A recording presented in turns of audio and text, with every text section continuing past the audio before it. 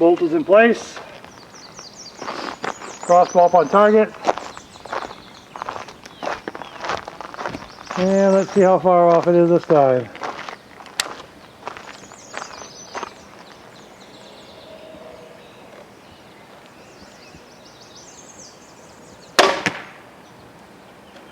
Let's go check it out.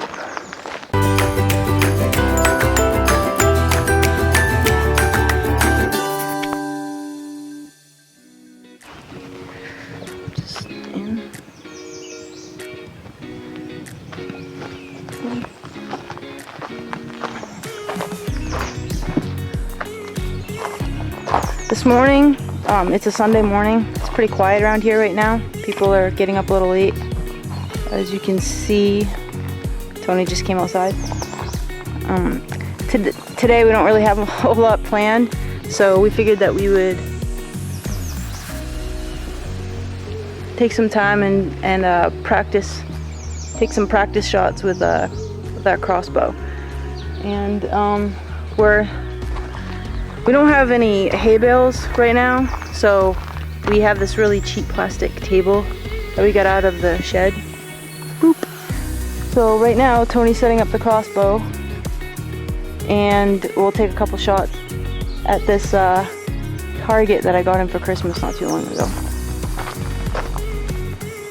We came outside today to shoot the crossbow. Kat was standing inside and saying she wished we had some lawn games to play, so I suggested let's go practice shooting the crossbow. So here we are. We set up our target downfield. It's about 10 yards away from where we're going to be shooting, so it's pretty close. And the goal is, we haven't shot the crossbow for quite a while, so we're just going to practice and make sure it's still on target and just have some fun. So we keep the crossbow in this nice hard plastic case, which keeps it protected.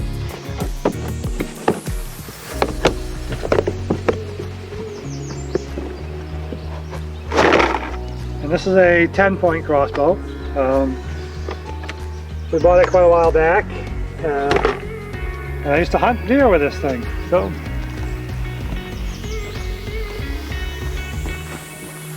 crossbows are just as deadly as a gun, so you want to be very careful with them. Treat them with the same safety, same respect that you would a firearm.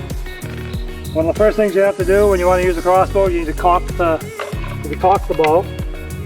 This has a cocker built into it with little hooks on it and handles. It makes it real easy. Bring it down, put the hooks on the crossbow, pull it back, engages and locks in place. And put this back in its little self-storage unit. Make sure it's nice and secure. This is loaded. Safety is automatically turned on when you cock the bow, so it's always in a safe mode until you're ready to fire. We're going to use target points, just a little point on them so it can stick into the target. When you're hunting, use something a little bit more dangerous called the broadhead. Has a nice blade on it, 3 of them. That's for hunting. You don't want to use anything like that for practice though, because it can mess up your targets and it's not good for them. We'll set that right there, and here is the field point, just for target practice.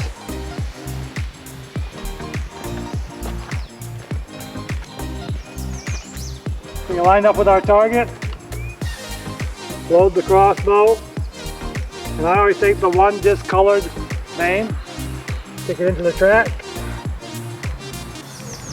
engage it in the crossbow, bring it right back so you can see it resting on the bowstring.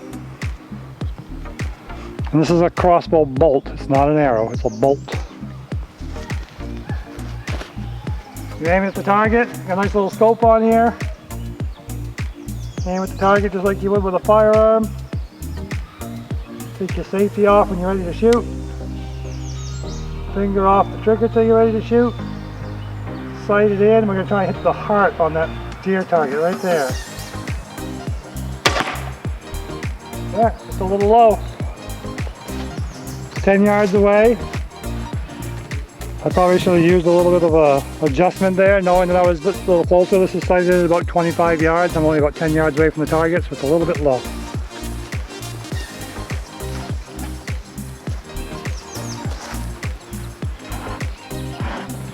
So this is specifically a target for crossbow training. It's nice and heavy duty, made of very thick material so that the crossbow bolt will stick into it. Then you gotta pull it out. That's the bad part. Sometimes it can be really hard to get out. You can stand it on this thing, it's really tough. Grab a hold of the bolt and pull. So that was buried into that target. All the way up to there.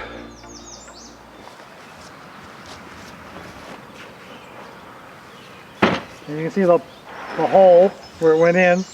I was aiming right about here. It hit about 2-3 inches low. Had this been a real deer, I've been questionable whether that would have taken him down. With a field point, you'd never hunt with a field point, you'd always hunt with a broadhead, so there's been a lot of damage in that deer. It probably would have cut the bottom of his heart.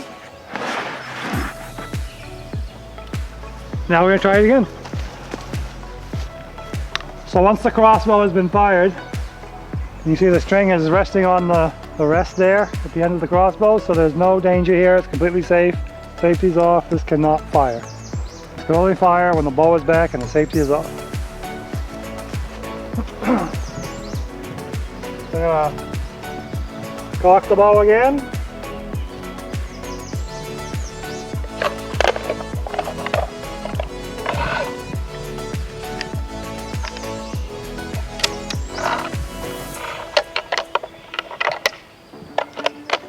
If you're interested in getting a crossbow, I highly recommend a cocker, especially one that's built in. It's always with the bow, you can always cock it real easy. They do make them that are just a piece of string, you can pull on it, but it's a lot harder. This has kind of a gear mechanism, so it makes pulling the string back much easier. Now this happened to be a carbon fiber bolt, so I make them out of multiple pieces of material, aluminum and carbon fiber. This one was carbon fiber, we're going to get an aluminum bolt and try that one next. So this is the one that I've been using. This is the bolt we shot the very first time, the only one we shot so far at that target.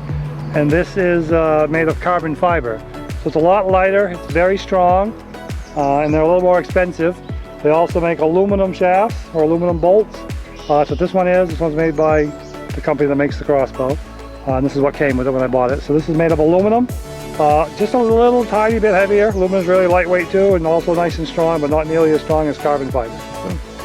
So we're shooting an aluminum bolt next. My predictions are that because of the slight difference in weight, of course it varies, there'll be variations on how I'm holding the bow as well, but I suspect that if I aim at the same spot and I shoot at the same time, you know, when it's at the same point of aim, point of target, this one's going to drop just a little bit, very slightly, compared to the other carbon fiber bolt because of the weight of the aluminum shaft versus the carbon fiber. Again, follow the same process. The one off-color vein, slide that into the channel in the shaft and engage it into the bolt. Bring it up on target. Check your aim. Take the safety off. Hold nice and steady.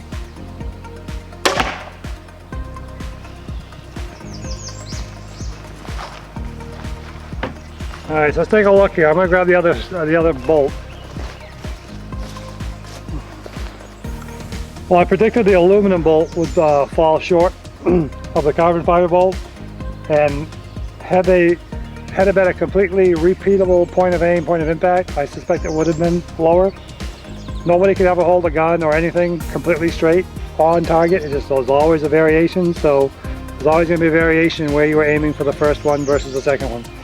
But you can also see that because this bolt was a little bit heavier, it didn't go in quite as far as this one did. This one went in just a little bit further. So it got stopped. Its mass got stopped by the target. This one went in. I could have sworn it was past those logos. You can check the video and see. Yeah. Let's see how easy this one is to pull back out of the target.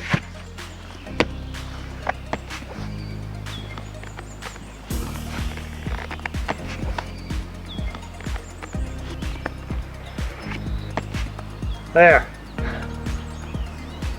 Now, as I said, we're shooting really close to this target. We should probably be shooting a little bit further away. We're getting good aim, good point of aim, point of impact.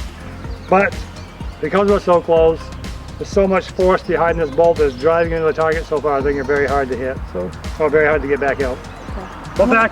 I'm gonna tell him that we're just in our driveway. You can probably see that we're only in our driveway. We're just practicing. We're just having fun. We actually have a field over here that we can go shoot in. I'll give you. You won't be able to see how big it is, but it's pretty massive. So here,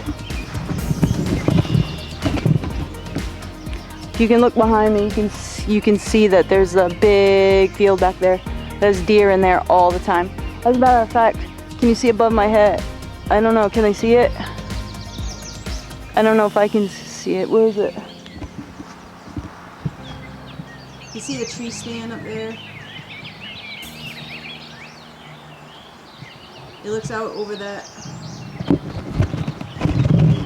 So the tree stand looks out over this field over here, and there's usually deer way out there, but we're not gonna go out there today. We're just gonna stay here at the tree line.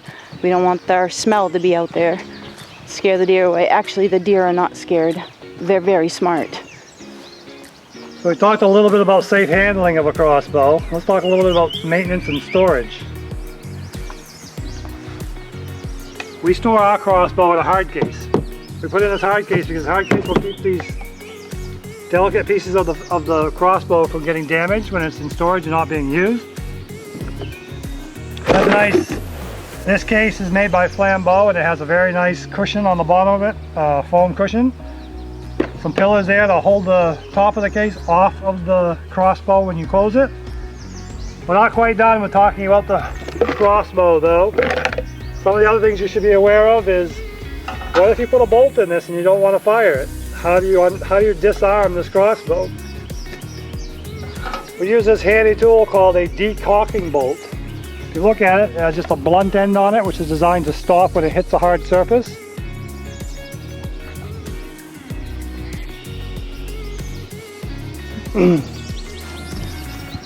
So what I do is, let's just pretend we've caulked the bow and we're out hunting and we didn't find anything. So we got to put the bow back in its case, put it back in the car. You can't leave it loaded, can't leave it caulked.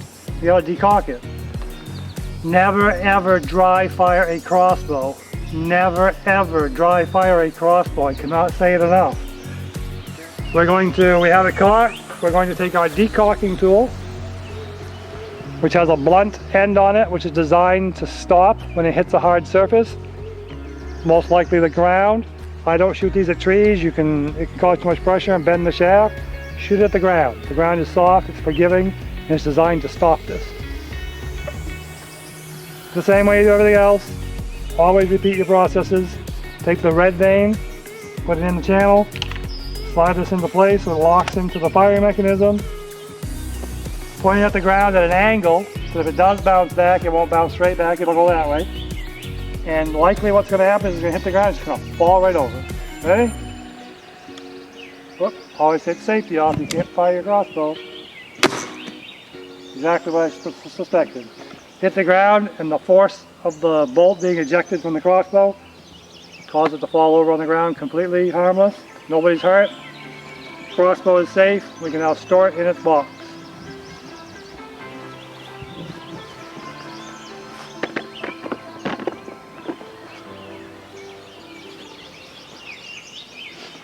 I have a quiver here that I have my hunting arrows on. These are the broadheads we talked about earlier that have the very sharp blades on them. I keep them in here in this quiver, and the broadheads down below in this container so that I don't accidentally cut myself on them when I'm going in and out of my case. So I do keep this right in the case with the crossbow. It's laid in alongside it. Same height as the crossbow, so it's not going to hurt anything. I also keep the decaulker right in there, so it's always with the crossbow, because I always have to decaulk it before I put it in here. You set that in place, and then I close the lid. There, close this up nice and tight, make sure nothing falls out. Safe and secure. I'm gonna go put this in the safe. Okay, safety, safety, safety. I feel like we maybe didn't spend enough time on safety in this video, so we'll probably do another one that's really more about safety. But it doesn't take much pressure to pull that trigger, so you want to make sure that you are really keen on decaulking that before you put it away. And when you put it away, put it in a locked, safe place, especially if you have curious minors, young children who see that you're really excited about firing this thing and having fun with it, which it can be fun, and target practice is fun. You don't want them getting their hands on it. You don't want them discovering for themselves the power behind the thrust of the bowstring. You don't want them to discover that firsthand, because injury can happen really easily with this device. Okay, we are done. I hope you enjoyed our video today. If you would like to see more crossbow action, just let us know. Let us know in the comments below. That's probably the best way for other people to see. Because if they see you want to see crossbow stuff, then they'll say, okay, I want to see crossbow stuff, so just let us know. And remember, safety first, fun second. I guess that's it. This really was kind of impromptu. We were just filling in our morning with something to do. It's really loud out here. I feel like we live in a jungle. We don't live in a jungle, but these birds would like to convince you that we live in a jungle. Okay, bye for now.